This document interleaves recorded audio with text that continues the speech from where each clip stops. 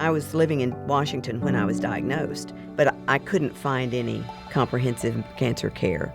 I came down here for a second opinion, and that was the thing that changed my life.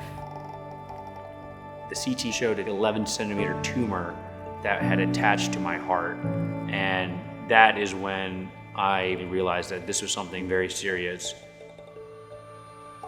I never thought we would end up at MD Anderson Cancer Center. She was only 1 year old when she was diagnosed, actually less than 1 year old. I was 15 and a half weeks pregnant when I got the call. Your margins were positive, you're pregnant, I'm referring you to MD Anderson. And she said, MD Anderson is gonna be able to provide you with a level of care that we can't do here. The late 1930s, cancer was a death sentence. There really wasn't anything that physicians could do about it. The Texas legislature took the very, very bold step of creating a state cancer hospital. That is where the MD Anderson Foundation steps in. They agreed to provide the funds to finish the hospital, and they also gave 20 acres of land.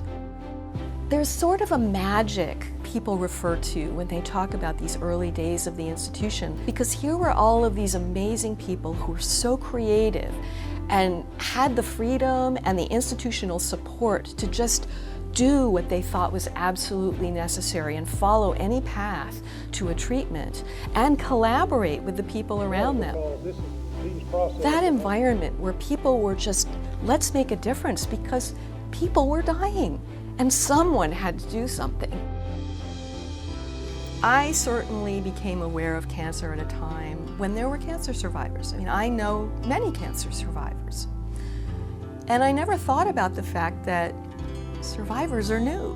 In the 1970s and into the 80s, when people began living longer and longer, there was suddenly a pool of people to study. What did it mean to be a survivor? I have had the enormous blessing of watching my children grow into adults and being able to enjoy 5 grandchildren.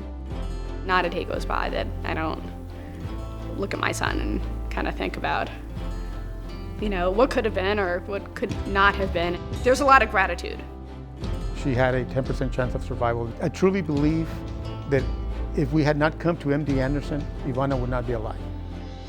To be able to not only fight cancer, overcome it, be in remission, and then continue to progress in life and get married. That's just an icing on the cake for this entire ordeal that I've gone through.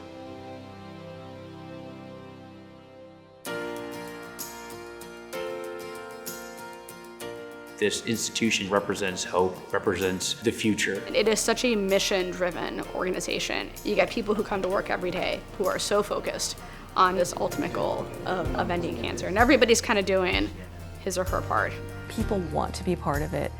The cancer patient who realizes, oh my God, I'm not the only person going through this. I want to be part of making a difference. And so they volunteer. If I can help and make something better, why not make something that was supposed to be tragic and turn it into something beautiful and show others that they can do that too.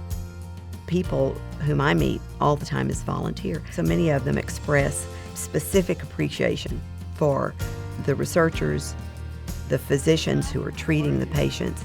Without that, I'm quite sure I wouldn't be here. We do an annual fundraiser to benefit the Melanoma Moonshot. You know that this money is going to the best and the brightest, and you know that it's going to be well spent.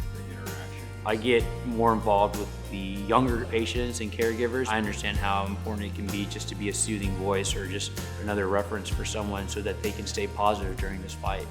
When it really comes down to it, people want to do what's best for the patients. That's the bottom line.